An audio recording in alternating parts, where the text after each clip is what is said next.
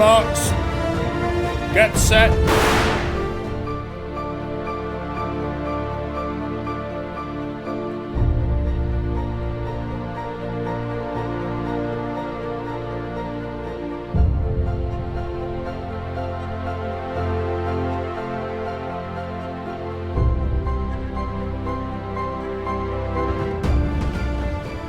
Benny 同心仔都曾經係香港殘疾運動員，代表中國香港出戰國際賽事。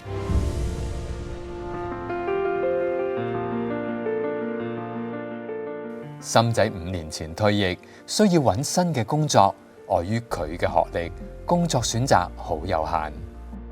咁人哋彷徨咁，我都有做過外賣啦，同埋機場搬貨嘅。喺人哋唔能夠應付到，因為啲貨幾多重，咁人覺得開咁多年運動都冇咩作為，咁樣去幫佢遇到工作嘅嘢。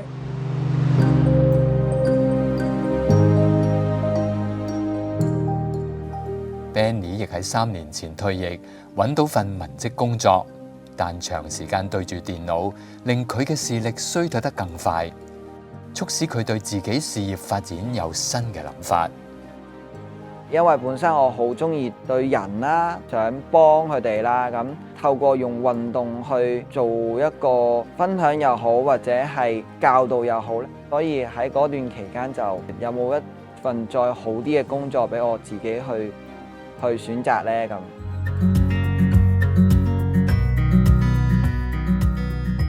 Benny 同心仔退役後曾經遇到唔少難題，而退役殘疾運動員轉型計劃嘅出現，為佢哋帶來新嘅契機。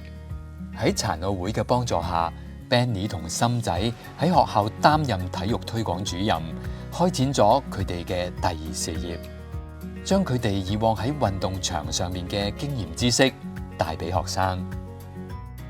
我一開始會覺得好興奮嘅，會唔會一路越做越可以有多啲嘅嘢俾我去嘗試呢？咁 mentor 上面咁佢都好鼓勵我去問佢哋。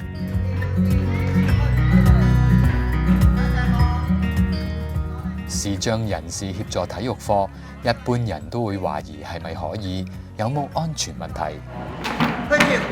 作為一個僱主咧，其實我就唔係第一次請 SEN 嘅朋友咯。但係對於一個視障咧，其實都真係要摸索點樣可以俾到一個良好嘅工作環境去。當時候啲員工咧都曾經可能做咗好多調適啦，話俾佢哋聽啊，學校嗰個工作係點樣概況，令到佢咧初好容易咧就已經係投入到。我有一次聽到家長同我講。朱 Sir， 咁我就諗啦，咦，我喺邊度多咗個同事朱 Sir？ 啊，原來咧我家長已經好習慣當呢個係一個老師咁樣樣就稱呼佢。佢係一個好細心嘅人嘅，有時佢見到我啲小學部嘅學生可能要好多指示啦，咁佢都好主動咁樣樣。其實能夠提供機會俾殘障運動員，佢哋係同其他員工係冇乜好大分別咯，佢哋有一定嘅工作能力咯。而學校方面亦添置視障人士嘅工作器材，方便 Benny 喺學校工作。而 Benny 就透過同學仔聲線、外形去辨別唔同嘅學生，用心傾聽佢哋嘅想法，一步一步同學生建立互信。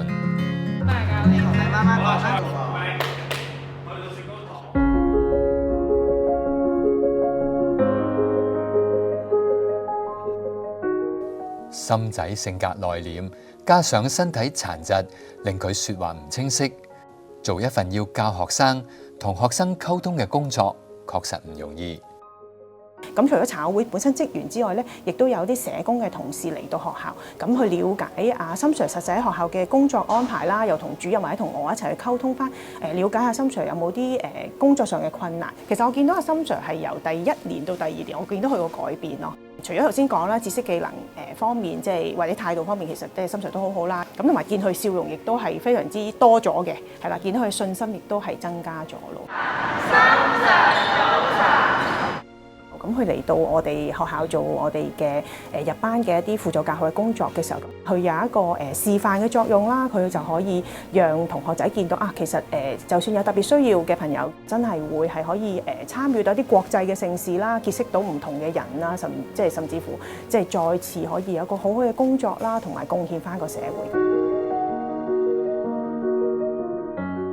可以用以前嘅跑步知識去幫助學生進步或者看佢哋嘅眼光咁樣嘅一份工作，我覺得你哋開心好玩。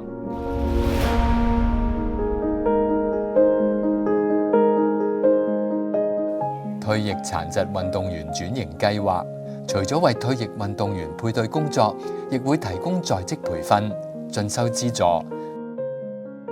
多方面支援參加計劃嘅退役運動員。好，睇下主持人點做先。